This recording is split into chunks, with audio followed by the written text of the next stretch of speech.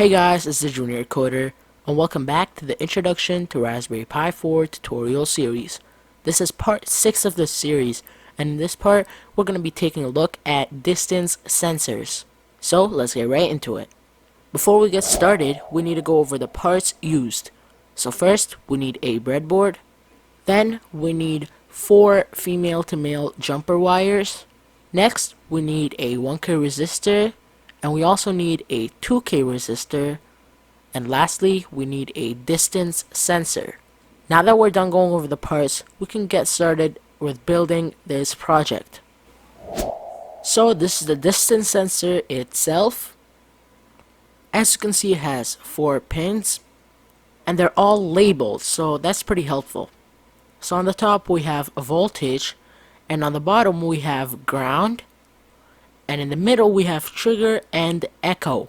So we're going to be plugging this in to the breadboard, and if you don't know how this works, it's basically, as you can see, it has 2 labels, T and R. T stands for transmitter and R stands for receiver. So the transmitter will actually be transmitting ultrasonic waves which we cannot hear, but the receiver can sense them. So this will be transmitting it will touch the object, in this case my hand, and it will bounce off my hand and go back to the receiver, which will sense it. So the transmitter transmits it, bounces off the object, and back to the receiver. That amount of time that it took to bounce off the object, this will calculate it in code, and then it will tell us how far the object in front of it is. So now that we know what that means, we're going to actually be plugging this in to the breadboard. So I'm actually going to be plugging it in between rows 50 and 55, as you can see right here. So on the back we can see that it also has labels, so ground, echo, trigger, and voltage. So we'll be working like this from now on. You can see the pins and we can work over here much easier. So now we're going to be getting a resistor. As we said, we need a 1K resistor first. So 1K is brown, brown, black, black, and brown. So next, as I said, we need a 2K resistor. Now don't worry if you don't have a 2K resistor. I don't either. So I only have 220, 1K, and 10K. But you can use these 3 resistors to make different types of resistors. In this case, you can add 2 1Ks to make a 2K resistor. So we can use these 2 resistors to make a different type of resistor, in this case a 2K ohm resistor, which is exactly what we need for our distance sensor. So we'll be connecting 1K to the echo side. So as you can see, echo is second from the left. So we'll be connecting it to that.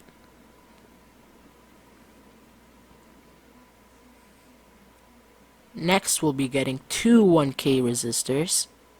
So the first one actually connects to the ground row,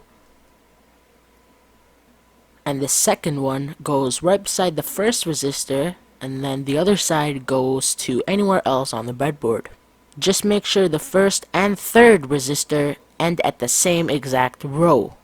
So in this case, the resistor that's connected to echo will end up in row 47, and then the resistor that's connected to ground will also end up in row 47.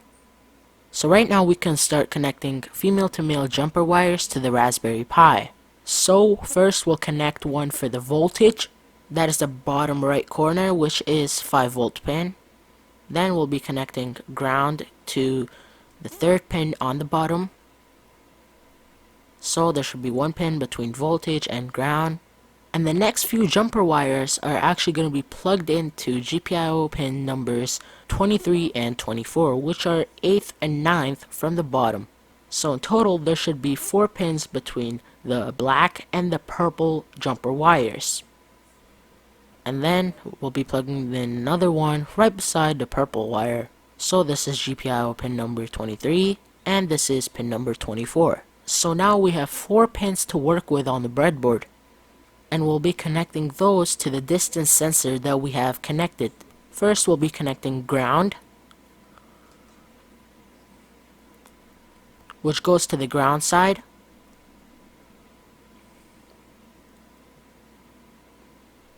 So the ground should go to the left. Then we'll be connecting yellow to trigger.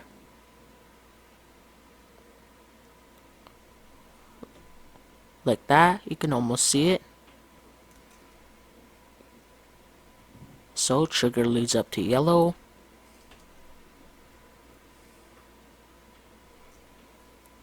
If you can't understand this setup, I'll leave a link to an image that'll help you understand.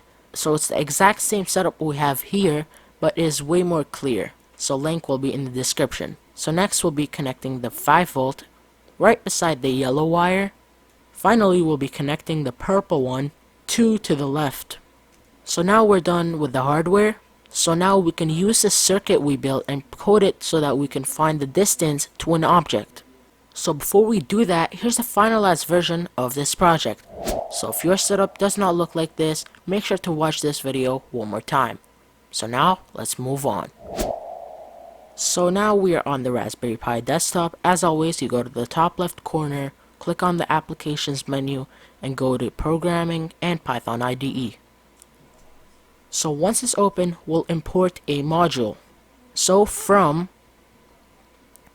GPIO 0, we import distance sensor class. So just distance sensor. Now we can make an object of this class. So we'll call that sensor. So sensor is actually a distance sensor, and it is connected to the GPIO pins of 23 and 24. So 23 is connected to echo and 24 is connected to trigger. And now we make an infinite loop by writing while true, and then we will print, first we will print nearest object is between quotations, and then we will add a comma, sensor.distance, and then comma, meters away. So now we'll get out of our while loop, and then we will run our program. And I'll actually save it as distance sensor. Click OK. So as you can see, the result is updating really fast. So when I put my hand in front of it, when I get closer and closer, the values will change. So right now I am about 2 centimeters away.